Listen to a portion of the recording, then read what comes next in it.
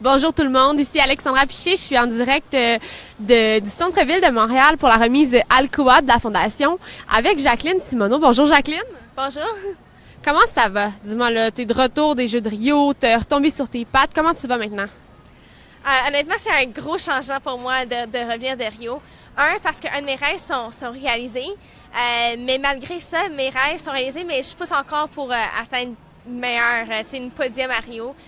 Mais ma vie a complètement changé après Rio. J'ai retourné à l'école, j'ai eu le temps plus pour moi, puis vraiment de me reconcentrer, puis de remettre mes priorités en entrant dans le prochain cycle olympique, ce qui est encore l'école et la synchro évidemment. Donc à l'école, là, t'en es où? À l'école, j'étudie présentement au Cégep de Vanier en sciences en santé. Ça doit faire changement quand même de te retrouver sur les bancs d'école puis de plus être toute la journée à la piscine. Honnêtement, j'ai revenu de Rio, j'ai sorti de l'avion et puis direct à l'aéroport, je suis allée à l'école parce que j'ai déjà manqué 2 journées. Alors pour moi, c'est un gros choc pour le corps de m'entraîner 7 à 10 heures par jour et là ensuite de m'asseoir pendant 7 à 10 heures par jour. C'est un gros choc pour le système. Alors j'ai eu un petit goût de qu'est-ce que ça va avoir l'air ma retraite. Peut-être pas dans 4 ans, dans peut-être 8 ans, mais je sais qu'est-ce que je dois faire dans l'avenir pour avoir ce gros choc-là. Qu'est-ce que tu dois faire? D'aller dans ce gros choc, mais plus progressive, par exemple. Fait que faire quand même un petit peu d'entraînement, pas arrêter tout complètement, prendre un petit peu des cours de le fun, la natation, peut-être essayer des triathlons pour le fun, des choses, l'exercice pour le fun, mais aussi garder l'école en même temps. Puis là, comment tu fais pour gérer tes horaires en ce moment? Parce que là, tu t'entraînes, tu fais des séries mondiales, puis en même temps, tu vas à l'école. Honnêtement, depuis Rio, j'ai beaucoup appris comment de time manage mon temps. C'est quelque chose que j'ai appris depuis que je suis toute jeune, mais là, je mets vraiment ça au test. Je reçois plein de courriels, il faut que je fasse plein d'affaires administratives pour régler des événements, pour faire des conférences, puis aussi jumeler mon horaire d'école et mon horaire de nage synchro. Alors, chez moi, j'ai un gros horaire, un whiteboard, où je fais toutes mes heures, qu'est-ce que je fais dans la journée. J'ai un horaire de 10 mois, puis je sais qu'est-ce que je vais faire dans 3 mois, dans 1 mois par... Alors, c'est bien de tout organiser ça. Alors, quand on est un Olympien, finalement, c'est pas facile de gérer l'horaire, là, un horaire de premier ministre. Bien, je dirais pas que c'est pas facile, mais j'adore faire ça. Ça change vraiment de l'air. Avant, la synchro, qu'est-ce qui m'aidait à comme sortir de la piscine, c'était l'école. Maintenant, qu'est-ce qui me fait sortir de l'école et la synchro, c'est de gérer mon horaire puis faire des affaires administratives. Puis là, tu me disais que tu fais des conférences aussi. T'aimes ça faire ça? Oui, je fais des conférences à des écoles ou des compagnies.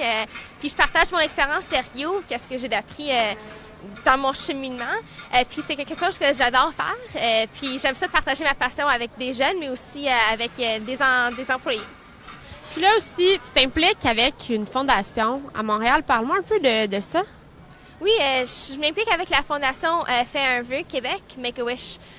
Puis c'est une fondation qui ramasse l'argent pour des enfants qui sont malades, qui ont des maladies terminal.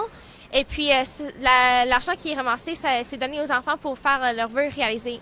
Ce qui est peut-être aller au Disney's Wonderland ou voyager en Australie. Et puis, ça leur donne un petit peu de l'espoir.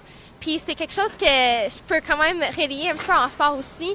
Dans mes journées vraiment tough, qu'est-ce qui me donne l'espoir, c'est que mon rêve va être réalisé les Jeux olympiques. Alors, c'est complètement différent. J'ai pas une maladie, mais j'aime ça, juste aller voir les enfants puis de faire tout ce que je peux pour les aider. Je pense que justement, il y avait une petite fille là qui t'avait beaucoup inspirée avant les Jeux de Rio. Oui, avant les Jeux de Rio, même 1 an avant, pendant les Jeux paralympiques, il y a une fille qui s'appelle Ainsley, et puis ma mère est professeure de ballet. Puis Ainsley, elle faisait partie de son cours de ballet. Et puis Ainsley avait un tumeur dans son cerveau. Et elle s'est fait son tumeur enlever pendant les Jeux paralympiques. Et elle était paralysée complètement de son côté gauche. Elle pouvait pas marcher, elle pouvait pas même parler. Complètement paralysée. Puis Make-A-Wish l'avait pris en dessous de son aile. Puis elle a fait son vœu réalisé. Elle est allée à Disney's Wonderland. Puis depuis ce temps-là, elle a eu un petit peu de l'espoir. Avant, elle croyait pas que ce serait capable de marcher, mais depuis que sa rêve est réalisé, elle est capable de marcher maintenant. Elle est capable de bouger ses doigts de sa main gauche. Alors, c'est incroyable de voir son progrès de qu'est-ce qu'elle a fait depuis les 2 dernières années. Puis toi, tu l'as suivi pendant ce temps-là? Tu as suivi son histoire? Oui, j'ai suivi depuis longtemps. Et bon, tu as participé aussi à une activité avec eux l'année passée. Tu te sauter d'un building? Oui, j'ai fait un événement qui s'appelle Rope for Hope. Puis à chaque année avec Make-A-Wish, il y a cet événement qui se fait dans plusieurs villes à travers le Canada, à Calgary, Toronto, à Montréal. Et puis j'ai rappel dans 49 étages du building, je pense, Banque de Montréal.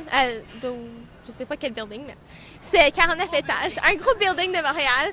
Puis j'ai fait l'année passée. Malheureusement, cette année, j'ai pas eu la chance de le faire, mais j'aime ça juste de partager le mot parce que tous les argent ramassés, c'est pour le Make-A-Wish Foundation. J'imagine que c'est un peu une adrénaline là, semblable à quand tu te retrouves dans la piscine puis tu dois performer, faire ça. Honnêtement, j'aime ça l'adrénaline, mais je trouvais ça plus le fun que d'autres choses. La vue, c'était incroyable, puis l'ambiance, puis le monde qui sont là, c'est vraiment une fun journée.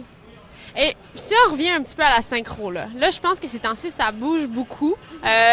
Vous en êtes où là, au niveau entraînement? Au niveau d'entraînement, écoute, l'équipe en tant que telle, on vient juste de revenir d'une grosse compétition au Japon et à Toronto. On était partis pendant un mois et un bout et malheureusement, l'équipe n'a pas compétitionné à cause des blessures très graves. Alors, on peut pas vraiment déranger la santé.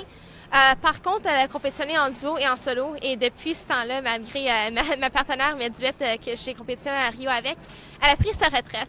Alors, depuis les 2-3 dernières semaines, j'essaie de trouver un nouveau partenaire de duo, puis d'espérer que mes coéquipières d'équipe se remettent en santé pour qu'ils puissent compétitionner au championnat mondial cet été.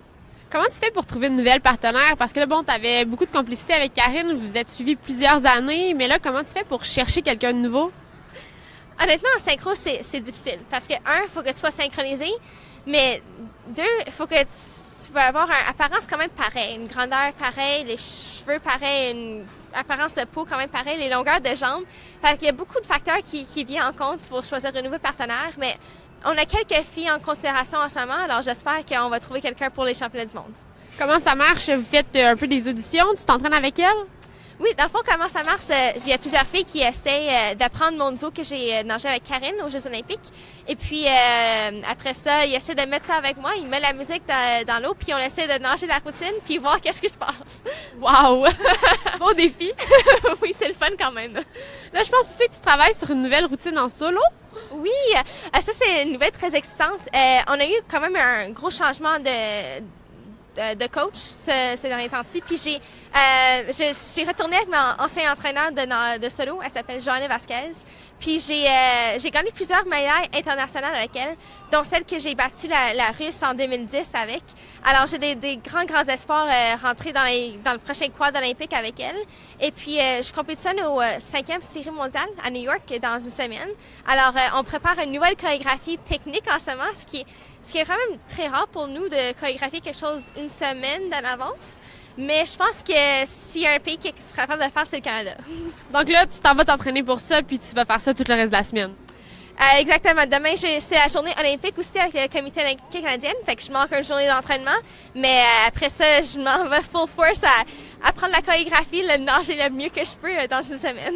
Ben écoute, bonne chance. On va te laisser aller t'entraîner. Puis bonne chance dans tout ça, là. On a hâte de voir ça. Merci beaucoup.